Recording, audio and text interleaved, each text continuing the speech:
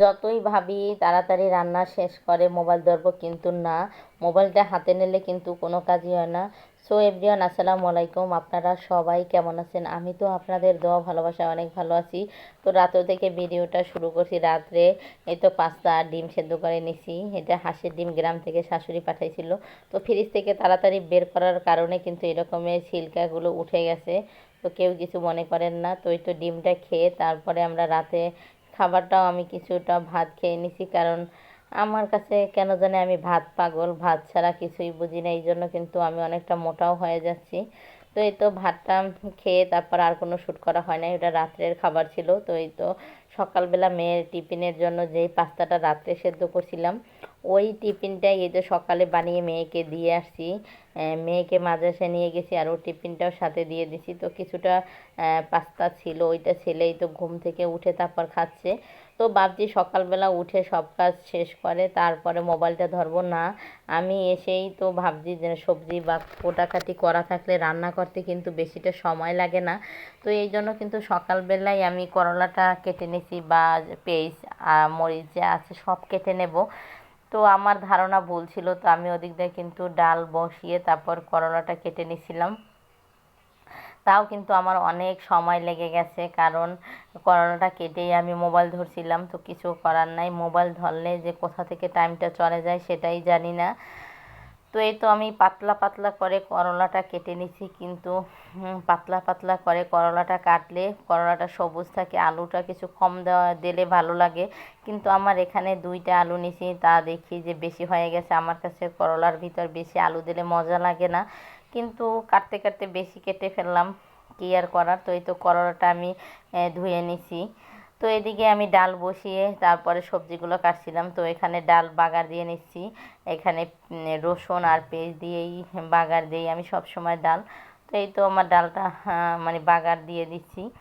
তো বাগার দিয়ে আমি কিছুটা সময় আবার ডালটা চুলায় রেখে দেব, কারণ পেঁয়াজের সাথে মানে তেল পেঁয়াজের সাথে যেন ডালটা একদম সুন্দরভাবে মিলে যায়। তো আজকে কিন্তু আমি আম ডাল রান্না করছি বছরের প্রথম। তো কে কে বছরের প্রথম আম ডাল খেয়েছেন অবশ্যই জানাবেন। অনেকেই খেয়েছেন, আমি প্রথম। তো এই তো ডালটা হয়ে যাওয়ার পরে আমি এখানে করলা ভেজে ভাজি করে নেব। এখানে পেঁয়াজ, কাঁচামরিচ, চিংড়ি মাছ দিয়ে আমি ভাজি করি, যেহেতু কোনো মাছ খাই না, শুধু চিংড়ি মাছটাই খাই। এই জন্য কিন্তু আমার প্রতিটা খাবারের সাথে চিংড়ি মাছটা থাকেই। তো কিছু করার নাই। তো এই তো আমি মানে আমি এই তো করলাটা ভাজি করে নিচ্ছি। দেখি যে তেল কম হয়েছে ইদানিং, কেন জানি একটু তেল দিলে চোখে লাগে না। মধ্যবিত্ত ফ্যামিলির মানুষ, আগে 2 লিটার তেল দিয়ে পুরো মাস খেতে পারছি, কিন্তু ইদানিং কেন জানি একটু তেল দিয়ে রান্না করলে আমার চোখে ওঠে না, মানে মনে হয় যে আজকের তরকারিটা ভালো লাগবে না। আর ভাজি করলে তো একটু তেল বেশি দিতে হয়। তো কিছু করার নাই। তো এই তো আমি আর একটু তেল দিয়ে তারপরে এই তো করলাটা দিয়ে দিছি। তো আমি এটা তেলের সাথে ভালো করে একটু ভেজে তারপরে হলুদ দিয়ে দেব। আমি ভাজিতে সব সময় হলুদ দেই, হলুদ না দিলে আমার কাছে কালারটা কেমন যেন লাগে, এই জন্য সব সময় আমি হলুদ দিয়েই ভাজি করি। অনেকে কিন্তু সাদা ভাজি করে, কিন্তু না, আমি হলুদ ভাজিটাই করি। তো কে কীভাবে ভাজি করেন অবশ্যই কমেন্ট করে জানাবেন। তো এই তো করলাটা আমি ভালো করে তেলের সাথে ভেজে নিছিলাম। তারপরে এই তো সংসারে ভাবছি যে আজকে আমি তাড়াতাড়ি কাজগুলো শেষ করব, যে না, আমি কিন্তু তাড়াতাড়ি কাজ শেষ করতে পারি নাই।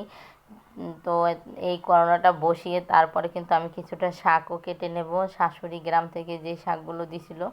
তো এই তো আমি হলুদটা দিয়ে এখন ভালো করে নেড়ে চেড়ে তারপর রেখে দেব।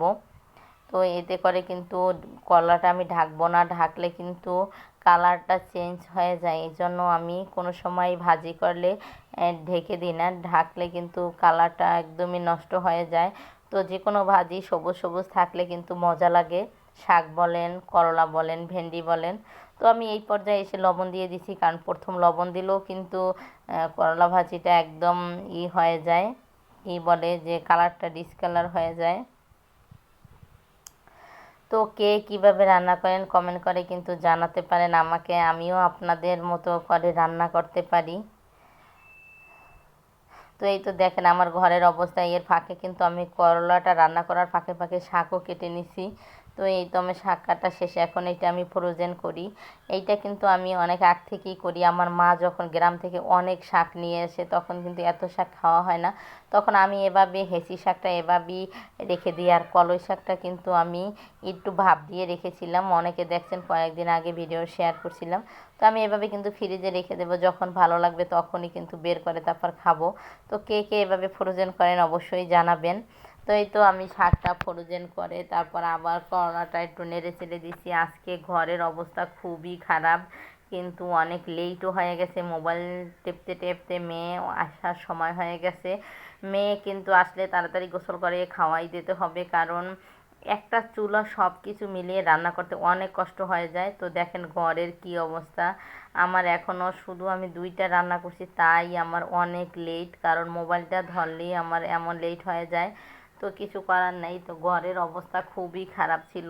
তো এইটা উঠিয়ে আমি ভাতটা বসিয়ে তারপর ঘরটা পরিষ্কার করতে নেব, কারণ মেয়ে আসলে ওরে গোসল করিয়ে খাওয়াইয়ে তারপরে ওর ম্যাডাম আসে 2:30 বাজে, ওরে সব কিছু আগে আমার রেডি করে দিতে হয়। তো এখন অলরেডি 12টা 12:30 বেজে গেছে। তো এই তো আমার করলাটা হয়ে গেছে, এখন আমি ভাতটা বসিয়ে নেব।